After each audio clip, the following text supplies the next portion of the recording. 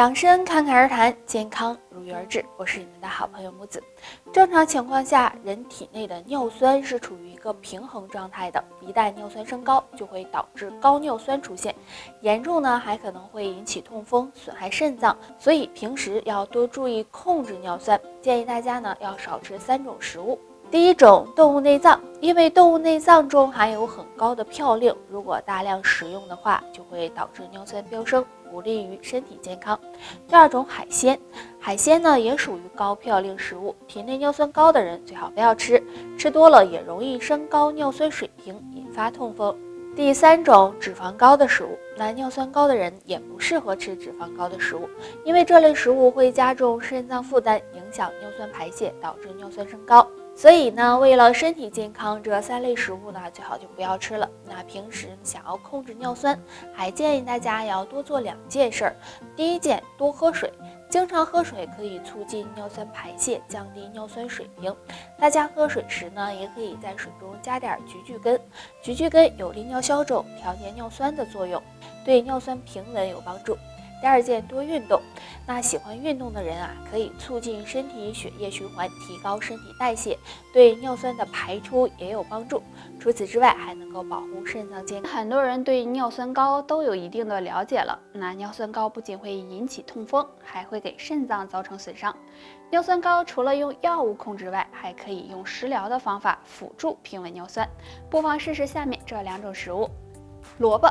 萝卜是一种常见的食物，可能很多人不喜欢吃萝卜，但是萝卜是一种非常有营养的食材，其中含有多种维生素、微量元素和碳水化合物，经常吃可以帮助降低血脂，预防动脉硬化。尿酸高的人经常吃萝卜，可以帮助平稳尿酸，减少痛风的发病几率。白菜。白菜清甜脆爽，相信很多朋友都喜欢吃，而且白菜营养丰富，其中含有蛋白质、粗纤维、碳水化合物以及多种微量元素，可以促进人体的新陈代谢，有很好的清肠通便的效果，对促进尿酸的排出也有一定帮助。那经常吃可以帮助预防痛风的出现。尿酸高的朋友一定呢要养成规律的作息和饮食习惯，多吃新鲜的蔬菜和水果，少吃含嘌呤高的食物，平时多喝水，多运动，有助平稳尿酸，保护肾脏。随着年龄的增长，很多人都会长出白头发，那由于每个人的身体素质不一样，所以头发开始变白的位置也不一样。那有些人头发先从两鬓开始变白，是怎么回事呢？首先可能是压力太大了，日常生活中很多人都承受着巨大的压力，不管是来自生活还是工作的，那压力大会让整个人的精神都处于紧绷状态，产生焦躁的情绪，这样时间长了就可能会出现两鬓变白的情况。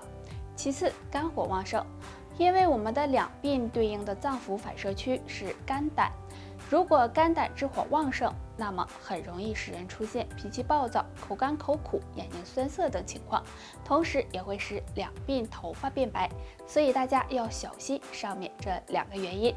那日常生活中我们应该如何避免长白头发呢？下面教给大家一个小动作，这个动作就是梳头，大家可以找一把适合的梳子，比如牛角梳或者是木质梳子，如果没有梳子，也可以用手指代替。这样从前往后的梳头3到5分钟，这样梳头按摩头部可以促进头皮的血液循环，有利于头发的生长发育，对改善脱发和白发有很好的效果。那老年人经常这样梳头，还可以起到预防脑中风的作用。当出现脑供血不足时，很多人会感觉到一阵的眩晕，所以我们平时要做好预防工作。下面教大家一个简单小动作，对改善脑供血有很好的作用。这个动作非常的简单，我来给大家演示一下。首先自然站立，双腿并拢伸直，全身放松，将双手手臂弯曲，食指交叉放在胸部前面，然后将2手快速的向前伸直，伸手的同时头部也快速的向下低头，让头部在2条手臂的中间，每次做30下左右。注意做的频率不要太快。那这个动作可以促进大脑血液循环，改善头晕头痛，记性也会变好，对预防脑供血不足有很好的效果。如果出现脑供血不足的情况，大家最好不要做剧烈的运动，在饮食上也要特别注意，可以多做一些有氧运动，比如太极拳、慢走等，这样有助改善血液循环，对身体健康也非常有帮助。胃部有幽门螺杆菌，可能会有3个表现，别忽视了。表现1：胃胀胃痛。如果经常感觉到胃胀、胃痛，就要小心，很可能是胃部感染了幽门螺杆菌。因为胃黏膜受损，所以经常会出现剧烈疼痛，大家最好及时检查一下。表现2：口臭。如果不是口腔疾病引起的口臭，大家就要注意，很可能是胃部出现了幽门螺杆菌，从而引起胃部疾病，比如胃炎、肠胃炎、胃溃疡等等，大家最好及时进行调理。表现3：经常反酸、食欲不振。如果胃部感染幽门螺杆菌，很容易造成胃炎、胃溃疡等胃部疾病。如果胃黏膜受到损伤，那么也容易影响到胃酸的分泌，使人出现反酸、食欲不振的情况。所以大家若出现上面这3种症状，就要小心了。平时要多注意调理，可以多吃一些养胃食物，少抽烟喝酒，少吃辛辣生冷的东西，还有要注意饮食规律，这样才能保护和改善肠胃健康。膝盖疼痛、膝关节受损，对平时的生活和工作有很大的影响，严重的连走路都不敢。那下面教大家一个小动作，能帮助改善膝关节损伤。首先找一把比臀部稍微低一点的椅子，坐在上面，然后双脚交叉，重心向前移，靠大腿和小腿的力量慢慢的往起站。